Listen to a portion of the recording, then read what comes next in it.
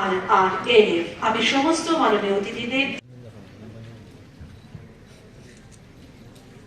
অতিথি যারা রয়েছেন সকলকে অনুরোধ করব রাজা রামমোহন রায়ের যে প্রতিকৃতি আন্তর্জাতিক সেমিনার কথাটা যখন বললো ভাবছিলাম যে কোথা থেকে অন্যরা আসবে। তো বাংলাদেশ থেকে আমাদের পার্শ্ববর্তী দেশ অত্যন্ত আমাদের সাথে একটা সুন্দর সম্পর্ক, ওখান থেকে যারা এসছেন সবাইকে আমি স্বাগত জানাচ্ছি ত্রিপুরাতে। আমরা দেখেছি যে সভ্যতার অগ্রগতির সাথে সাথে বা টেকনোলজি যত ডেভেলপ করেছে, নিশ্চয়ই আপনারা সেটা বুঝতে পারছেন। কোন এক সময় আগে আমরা সিনেমা দেখতে যেতাম সিনেমাতে, কিন্তু এখন কিন্তু যখন টেকনোলজি ডেভেলপ করলো আমরা কিন্তু সেটা কমে গেল, আমরা বাড়িতে বসেই সিনেমা দেখি। কিন্তু তারপরেও যখন সিনেমা হলে সিনেমা দেখি তার একটা বিষয় আলাদা থাকে, অন্যরকম একটা ফিলিংস। তো যেমন অ্যাডভান্টেজ ডিসঅ্যাডভান্টেজ দুটোই আছে মানে টেকনোলজি ডেভেলপের সাথে সাথে, সেটা কিন্তু লাইব্রেরির মধ্যে আমরা দেখতে পেয়েছি। আমাদের মনে আছে ছোটবেলায় প্রতি রবিবার বীরচন্দ্র লাইব্রেরি প্রতি রবিবারে নতুন নতুন বই দেওয়া হবে।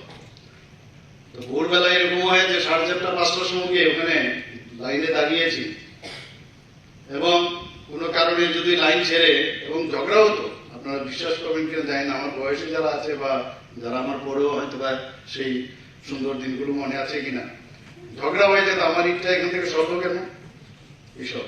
তো এই যে একটা যান বাড়া আকাঙ্ক্ষা, মানে একটা বিশ্বগ্রাসী ক্ষুধার যে একটা বিষয়, সেটা আমাদের মধ্যে কিন্তু সবসময় ছিল, জানার শেষ নেই। আর তখন তো আর ইন্টারনেট এসব ছিল না, লাইব্রেরি আমাদের একমাত্র ভরসা।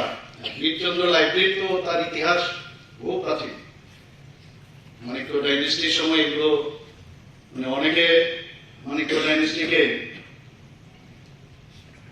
তারা মানতে চান না, কিন্তু ত্রিপুরাতে আমরা দেখেছি বিভিন্ন জায়গায় স্কুল কলেজ এবং যে লাইব্রেরি প্রতিষ্ঠিত করার ক্ষেত্রে ওনারা সবসময় বরাবর কাজ করে গেছেন। তো সেখানে আমরা যেতাম, সেখানে আমার এখনো মনে আছে যে বোর্ডটা লাগা থাকতো, কিছু কিছু লেখক ছিল, সেই লেখকগণ কিন্তু নিজেদের নাম প্রকাশে অনিচ্ছুক। তো এদের ছদ্মনাম আমার এখনো মনে আছে, একটা নাম জরাসিন্ধু, জরাসিন্ধু কিন্তু আসল নামটা আরেকটা। তো এইরকম আমি একটা উদাহরণ দিলাম, এগুলোর মধ্যে একটা আনন্দ তৃপ্তি, কারণ উনি চান না যে আপনার নামটা প্রকাশ হোক, সমাজের বিভিন্ন বিষয় নিয়ে মানুষের সামনে রাখতে চান যাতে ওনার নামটা মানুষ না জানুক। এবং এর মধ্যেই যারা লেখক যারা ছিল তৎকালীন সময়ে খুব আনন্দ পেত। আজকে রাজা রামমোহন রায়ের কথা আমরা বলছি, 250 বছর ওনার জন্ম মানে জন্মদিন আমরা পালন করেছি, তার অঙ্গ হিসাবে এখানে আপনারা যারা 16 এবং 17 তারিখ সেমিনার ওনারা আয়োজন করেছেন, সত্যি আপনাদেরকে ধন্যবাদ দেব। ভারতবর্ষ হচ্ছে রিচ কালচারের জায়গা। ভারতবর্ষে এত রিচ কালচার, তার মানে যত এডুকেশনের দিক দিয়ে হোক, আমাদের সংস্কৃতি কৃষ্টি যাই বলুন পরম্পরা সবকিছু কিন্তু রিচ ভারতবর্ষে। একটা সময় ছিল যখন বিদেশ থেকে ভারতবর্ষে আসতো মানুষ পড়াশোনার জন্য, আর এখন আমরা ছেলে মেয়েরা যখন ইউকেতে বা সে আমেরিকাতে যায় আমরা গর্বের সাথে বলি আমার ছেলে আমার মেয়ে বা বিদেশে থাকে, নিজেদেরকে খুব গর্ববোধ করি।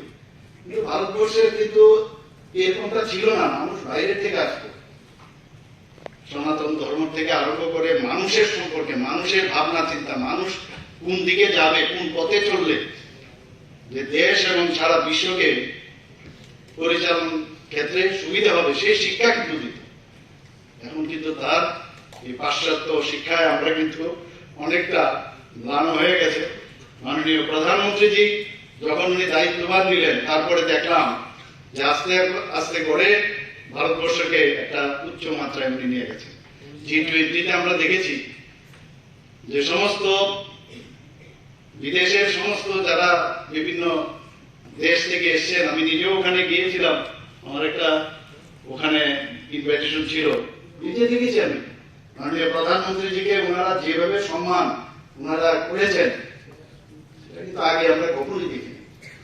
অর্থাৎ ভারতবর্ষকে আবার পুনরায় নতুন ভাবে দেখার একটা যে উইন্ডো সেই উইন্ডো উনি তৈরি করে দিয়েছেন। আমাদের ভারতবর্ষের মানে তৎকালীন সময়ে আমরা যদি দেখি Nalanda university, Takshashila university, Vikramshila university, Vallabhbhai university, সব নাম তো আমরা ভুলেই গেছি, অনেকে তো এখন প্রজন্ম তো ভুলেই যাবে। তো মেইন যে রসদ সেটা হচ্ছে লাইব্রেরি। আমি ন্যাশনাল লাইব্রেরির এখানে ডাইরেক্টর সাহেব এসেছেন, তো আমি ওনার সাথে কথা বলছিলাম যে আমি 77-78 একটা মাঝখানে আমার একটা সময় ছিল কলকাতায়, আমাদের বাড়ির সামনেই ছিল ন্যাশনাল লাইব্রেরি, এখনো আছে ওখানে।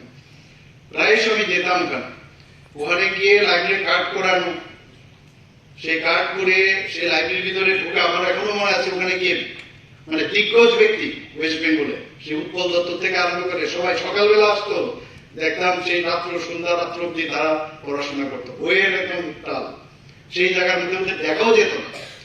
এবং এই কারণেই এটা সম্ভব হয়েছে যে রসদ ওনারা নিয়েছেন, মানুষকে সমাজ সম্পর্কে বিভিন্ন স্তরের বিভিন্ন ধরনের লোক ছিল, কিন্তু যার যার যে স্টেজ ছিল সেই স্টেজের মধ্যে থেকে ওনারা মানুষকে দেওয়ার চেষ্টা করেছেন।